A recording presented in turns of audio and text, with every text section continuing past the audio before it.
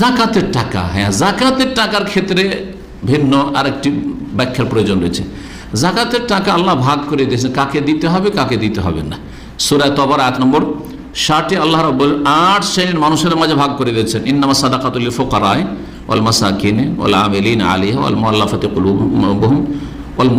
কুলুবুহুম। এটা হচ্ছে অমুসলিম, এমন অমুসলিম যাদেরকে ইসলামের দিকে আকৃষ্ট করতে চাইছেন, অর্থাৎ ইসলামের দাওয়াত দিচ্ছেন তাদেরকে কিছু জাকাত দিয়ে, অথবা ইসলামের কাছাকাছি তারা হয় ইসলাম কবুল করে নিয়েছে, দুই শ্রেণীর লোকেদের শামিল হবে। ইসলাম কবুল করে নিয়েছেন কিন্তু তাদের ঈমান মজবুত করা প্রয়োজন রয়েছে, জাকাত দেবেন, এরা হচ্ছে মুআল্লাফাতুল কুলুব। আর এক দল হচ্ছে ইসলাম কবুল করেন কিন্তু ইসলামের কাছাকাছি একটু উপকার করলেই জাকাতের ফান্ড থেকে দিলেই ইসলাম কবুল করে নেবে, তাহলে দেবেন মুআল্লাফাতুল কুলুব।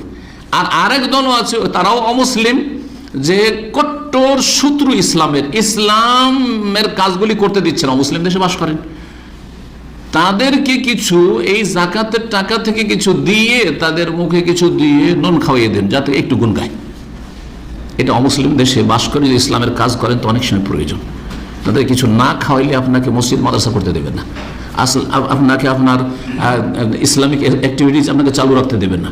তখন তাদের শত্রুতা কমানোর জন্য দেওয়া যাবে, এটাও তালিফে কালবের অন্তর্ভুক্ত, অন্তরকে আকৃষ্ট করার অন্তর্ভুক্ত ওলামারা বলেছেন।